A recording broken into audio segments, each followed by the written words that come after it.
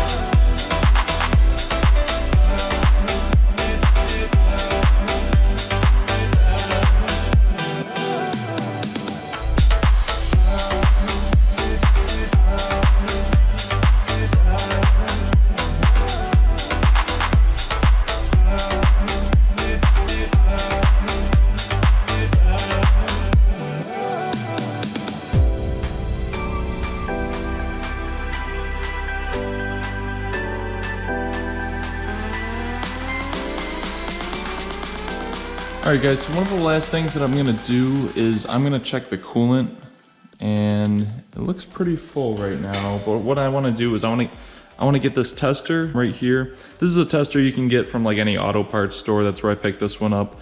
Basically what you're going to do is you're going to squeeze it in here and suck up the coolant, and it gives you a little scale of, you know, how effective the coolant is. It's got a freezing point, and it's also got a boiling point. It doesn't get too hot up here in New York, except during the summer. What we're really concerned about is the freezing point. So I'm gonna get that in there, bring that up. And it looks like we are way past the highest part for the freezing point. So we are good for coolant. The last thing that I'm gonna do is I'm just going to top off that coolant reservoir. This little guy right here, because right now it is pretty much bone dry. So I'm gonna take some coolant and I'm gonna fill that up.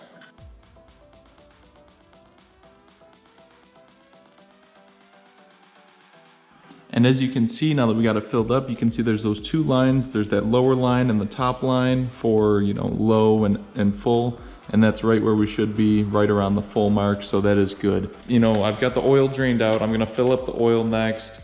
I've got some tires on the way, so I can slap some new tires on the rims. This one is pretty much shot for the rear, and I have that new rim coming for the front, so I'm gonna get some new tires on there. I'm gonna work on that gauge cluster. This tank, I'm probably, I'd say, you know, 95% there with the body work.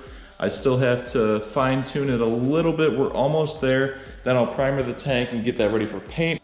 And last but not least, I have to give a huge shout out to our two latest Patreon supporters, Jeffrey and DeAndre. Those guys are supporting me over on Patreon. And with them, we are about halfway towards our goal of having our first giveaway on there for the exhaust for the GSXR 600, so that's super exciting. So if you guys are interested in supporting, I'll put that Patreon link below again. And until next time, I'll see you guys later for episode 4 of the GSXR 600 Rebuild. We're getting there, guys. We're almost there. Later.